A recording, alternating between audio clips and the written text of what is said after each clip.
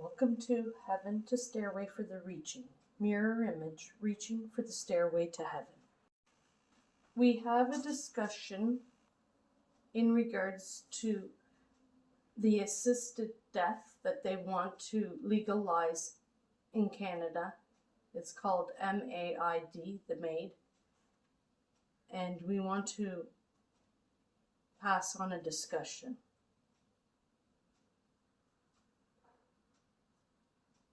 We know this life is hard, and we have gone through terrible struggles, much like myself. We've gone through depressions, anxieties, suffer from conditions like ADHD, bipolar, and so much more. Some even being abused in many different ways. But we have to keep going through the tunnel and not ending a life in the tunnel.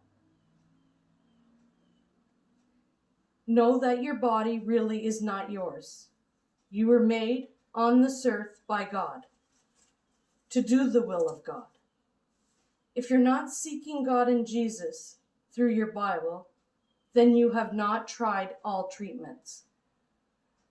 Because God and Jesus can transform your life with a 360-degree transformation to better your life.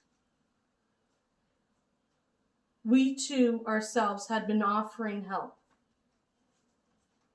through our emails, but too many were feared to send it in. And then because we had to shut down the Facebook, now it's a little more difficult.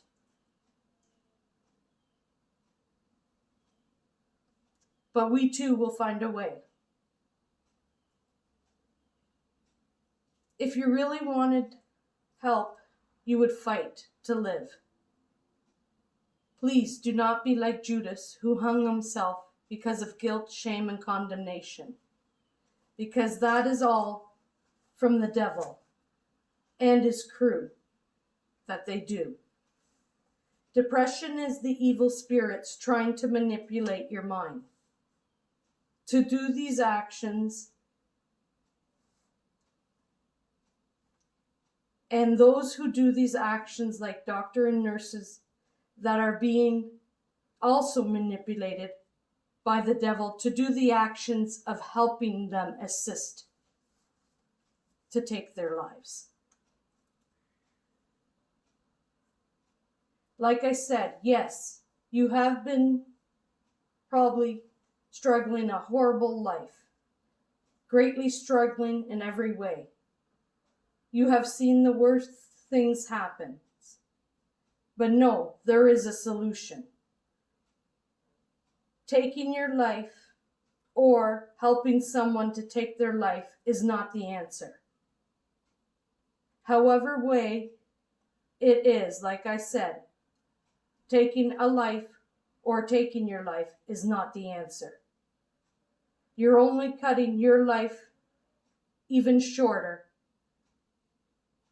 And for all those who involved in assisting with the action, you're assisting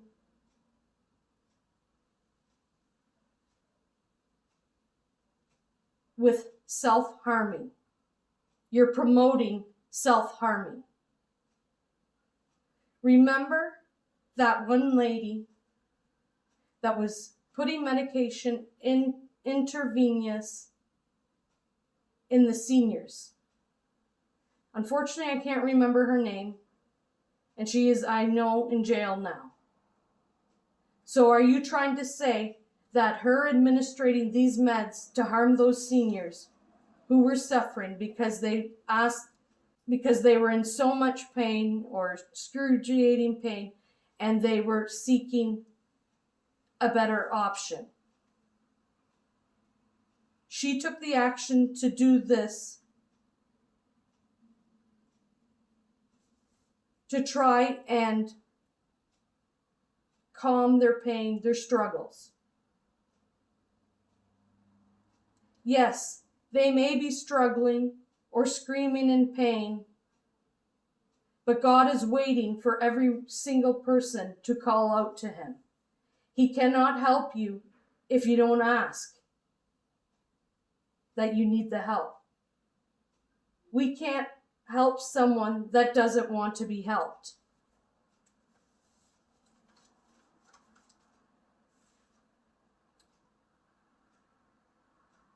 Who made you? God.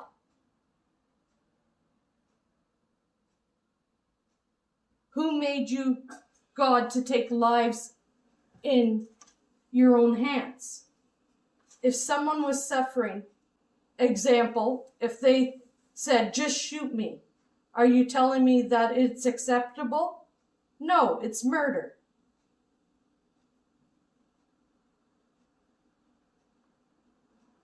If you are placed in a situation where people are struggling, crying for help, in so much pain, you're placed in that position by God to hear their cries, call out to God and help them in their struggles. Doctors and nurses, God gave you the ability to save lives, not take lives. Like I said, God gave each of you, doctors and nurses, the ability to help and direct the patient onto the right path, not to destroy a life in physical and spiritual lives. Just like these overdoses, they are taking their lives when no one is trying to hear their cries for help. If you're not going to the right person that can help, then how can you be helped? God is the right person. We had services, like I said, open with our emails for prayers who were suffering. If you're not seeking help with the right persons who created you, it's like going to a mechanic, but really you should be seeking the plumber. Or if you have a defective problem like a vacuum issue and you're seeking help elsewhere, rather than seeking who invented or created the product, like from the company, because they know how it was built or how it was made. And they have a solution for that defect. So if you don't go to the right person, like I said, is God, how can you get better results? God knows each one of us, inside and out. He knows our solutions to every problem, even before we encounter it. God knows what you have gone through or still going through. God knows what's going to happen even before you do. And on top of it, God already has the solution or the cure. So when you're choosing an option to take your life, however way it is, it's not God's plan for you, nor is helping someone to take a life. You're not assisting God. You're actually doing the work of the devil and his crew. All things that give life and that are good is from God. All things that is not good or destroys a life is the work of the devil and the rest of the unseen world. If you're a doctor or a nurse who are taking lives or assisting to take lives, step down from your position. Confess your sin, or you will be punished severely for these actions by the ultimate judge, God. A scope of a nurse or doctor is to obey the patient's request, but your scope is to save lives, not take them away.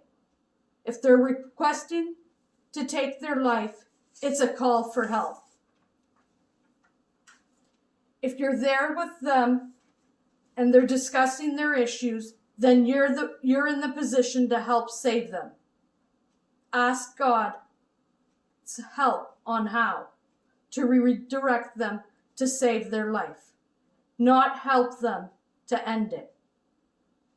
We are not God, so we don't have the authority to have the position to take someone's life, nor do these actions, because God does no harm.